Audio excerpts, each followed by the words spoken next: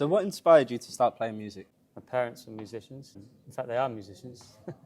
They just love music. They're not professional musicians, they're amateur musicians, but they always have music around the house. They love music, so I started playing music. Excellent. And then when I was 7, I started playing the clarinet. When I was 9, I started the piano. When I was 12, I started the saxophone because our family friend had a saxophone. And I remember I was already very serious by the age of 12 because I asked my clarinet teacher, will the saxophone affect my ability to play the clarinet? He said, no, it will complement things. You know, this saxophone is a jazz instrument, so I ought to play jazz on it. So I started learning jazz, and then a year later, I was so sort of impressed with myself at how quickly I'd kind of figured out how to do this jazz thing that I decided to make it my life. So when I was 13, that was it. That's what I wanted to do. Amazing. So when you first started getting into jazz, what were the major influences? Well, my mum just had 2 Miles Davis records. So I had a little school jazz band that I was sort of the leader of from when I was 12, from when I started playing. I don't know when I started the band, but pretty soon after I started playing jazz, yeah, we played all the standards, you know, the standard stuff. And then I was doing classical clarinet. I got to grade 8 on that and did the diploma after grade 8, and I played first in the county wind band and then in the county youth orchestra. And we toured Poland one time playing Tchaikovsky's Symphony No. 6, which was very powerful for me. But all around this time as well, I mean, I felt like I was doing 3 different things. I was playing jazz, like straight ahead jazz. I was playing in the orchestra and doing my classical clarinet lessons. But then when I was like 14, I met the sort of hippies who like to party all night long. I had this experience where I found myself playing for 9 hours without stopping around the fire. And when I came to, as it were, there was only 3 people left, you know, and we were still going. I was still going. So I discovered there was this place that I liked to be. But it was frustrating because there weren't many people who wanted to go as long as I wanted to go playing. But then also I discovered the sound systems under motorway bridges, and then eventually the sort of festivals and fields and stuff. And I just always took the saxophone with me, and I would just, you know, I had a thing that I wanted to beat my 9-hour record and see how long I could play, till eventually it reached, well, I think it reached 28 hours, but I think there is a picture of me during that time dozed off in a chair. But I remember thinking, wow, it's been 28 hours since I started this sort of this thing. I mean, it wasn't necessarily jamming. I was looking for environments where I could just keep going. And then I went to study at music college. And I remember saying to my parents as they drove me to London, I went to the Guildhall School of Music and Drama. I remember saying, I'm not sure if I'm going to find the people that I'm, you know, in this college that I'm looking for. I mean, it was a modern jazz education, and I was already liking the idea to play for dancing. And so I went to that college, and yeah, I struggled to sort of find my way in that.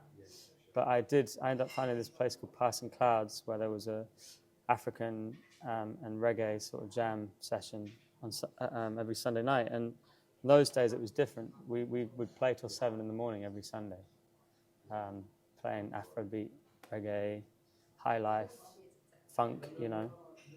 And that was quite a nice thing for me. I'd stay up all night playing, and then I'd sort of go to college in the morning, and I feel a bit sort of detached from it all.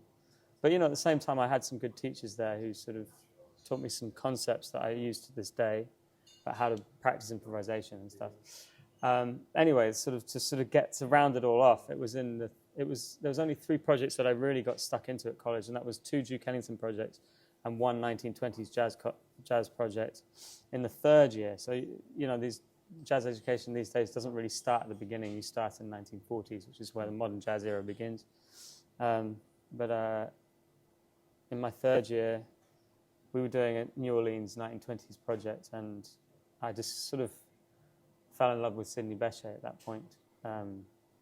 At that point, it still was like there was a bit of streaming going on maybe, but there wasn't YouTube and stuff. So there was a library at the university, at the Guildhall, the Barbican Centre.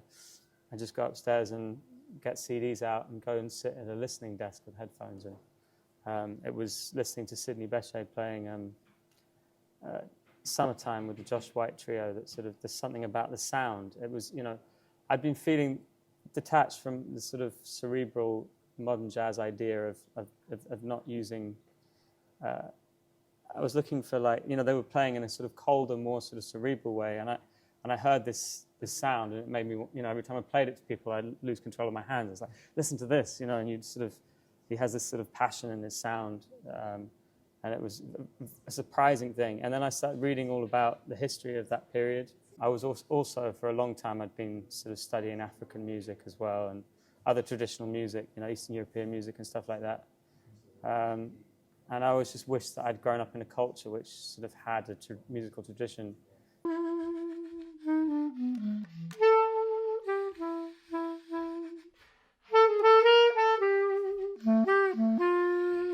I was jamming at this place called Passing Clouds every Sunday, and so I asked the person who ran Passing Clouds, can I put on a night? I put on one night, they liked it. So they said, why don't you do it again once a month? At the same time, I was living in a house with 14 people, an old disused pub called the George. I started a jam session every Tuesday in this place. It was like a sort of speakeasy. We weren't supposed to be running as a venue, but we kept the ground floor of the pub intact, and we put on events. And one of them was every Monday. It was called Woodburner. Yeah. And every Tuesday was my jazz night. But it wasn't originally a jazz night. It was just a jam session. I wanted to meet musicians and we could play some stuff. And at first, I didn't decide what kind of music it was, and it was a bit confusing, like what we're going to do. So one day I decided, okay, it's just going to be in 1920s and 30s jazz. And I don't remember exactly how I ended up at Jamboree, but I guess that will be one of your questions if I give you a chance to speak. I ended up at Jamboree first on a Halloween. Yeah, we were just booked to play for Halloween, so I put together a set for that, and Renner, who runs the Jamboree, liked what I did and asked if I'd like to put on a night, I think. I was going to actually ask you about the dancing aspect of a lot of these shows, which you talked about quite a lot already. What I find quite interesting is alongside a lot of jives and foxtrots, you like to include tangos and waltzes, polkas. This is a project of mine that's sort of slowly getting started, and it's taken a while. I mean, I remember when I first started my jazz night at the Passing Clouds in Dalston, I didn't have any swing dancers, and I'd heard that they existed, and I found that there was a bunch of them doing a dance. Someone had organised a dance in a park in Regent's Park, so I got into my full evening wear, tails and bow tie, and I showed up with my clarinet with a load of flyers. When I look at a lot of music around the world, it has a whole set of different dances. If you look at folk music, and I've always wanted to play jazz music like it's folk music. And if you look at the history of New Orleans, the bands before the recorded era used to play mazurkas and polkas and foxtrots, and when they're not, we've just said foxtrots, but tangos and all sorts of things. So I have been studying these things from different kind of places. Lots of listening to music from all over Europe, from 1900 to 1940, but also South America, looking at music basically that connects to the jazz idiom. Jazz is basically uses classical harmony and melody mixed with African rhythmic sensibility, but also with the Western classical world. Also includes the various dance forms. So I guess it's that you wouldn't call that classical music, but the social dance music of Europe as well is part of jazz.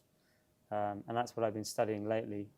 And obviously all the social dance forms from Europe came over to the New World. But I'm always studying, So I've got a big thing for old jazz, and I study that very hard. And I've been looking at these different kinds of dance music from around the world, from historical recordings. But there's also, I'm also really deeply into music from Turkey. The classical music, but actually recently I've just been, in fact, maybe Akin, you can enlighten me. What does tashplak mean? So basically, at the moment I'm working my way through a 700 and something strong playlist, Turkish playlist, which is entitled Tashplak. and I'm making my own playlist out of it. You know, I study that music very deeply. I study this sort of maqam, it's called, the principle of maqam, which is a phenomenon in the Arabic world. But there's a particular kind of Turkish maqam, or some people say Ottoman maqam, because it involves all the different peoples of Istanbul. You know, my partner and my child. Well, my partner is Armenian, so my child is half Armenian. There's a lot of great Armenian composers, so that's really nice. So we listen to the music together. We listen to Tatios Effendi. But anyway, that's something I intend to do. I tend to study that more. So basically, you know, and other things I love in music, you know, so that's some of the big things that I listen to most are, at the moment, European and South American dance forms outside of jazz that are attributees to jazz. You know, I listen a lot to jazz. It's the old style jazz, meaning the pre-Second World War jazz. Somehow, you put all this together and there'll be some music that I'm writing that's connected to all of this. Although I'm not sure how the music all fits in yet, because I'm not a lyricist. Maybe if I worked with a lyricist, I could use that. But yeah, I mean, I suppose that brings me on to my compositions, because we haven't talked about Sundays. The Fleeting Paradise Orchestra, it's a curious and long name, but I realize it's got the same number of syllables as the London Symphony Orchestra, Fleeting Paradise Orchestra. It's the same length as the London Symphony Orchestra, so it's not actually that ridiculous. Anyway, the concept of that is, it's, you know, you call it a big band, but actually it's a medium band, because a big band in jazz is usually about 15. This is a 10 to 11 piece. If you think about like a normal standard jazz band would be like a 7-piece. So it sort of sits in the middle. I decided in lockdown to put a band together of that size. And yeah, and I'm also interested in the idea of arranging the old, you know, because there's the thing. So I'm taking on this role with this orchestra of being the band leader, the lead alto saxophone player, who also plays clarinet. You know, I play alto, clarinet, soprano, saxophones, transcribing old things, arranging things, and composing things. So I quite like the idea of taking a famous old song and arranging it my own way. That's the one thing I'm going to lean towards doing more. It's all sort of a process. So there's 3 different things there. You know, transcribing an old record, like a painter learns from the old masters. If you can find the techniques that they were using, and at the same time, like writing my own arrangements of songs that have already been written. And then the sort of ultimate goal, which is to write arrangements of my own songs. The reason I started that orchestra at the lunchtime slot was because I wanted to help find more people who played this kind of music. And if they didn't play this kind of music, I thought, well, if I get them in the orchestra, then it's a way of kind of informing them the kind of style that I want them to do. I mean, there's a lot of details, you know, so... you know, the way we use vibrato, the way we bend notes, the rhythmic feel and stuff. And you can kind of pass on the sort of style you want just by actually doing the music. So by leading the saxophone section, I can sort of help to encourage a sort of style that I'm after, you know.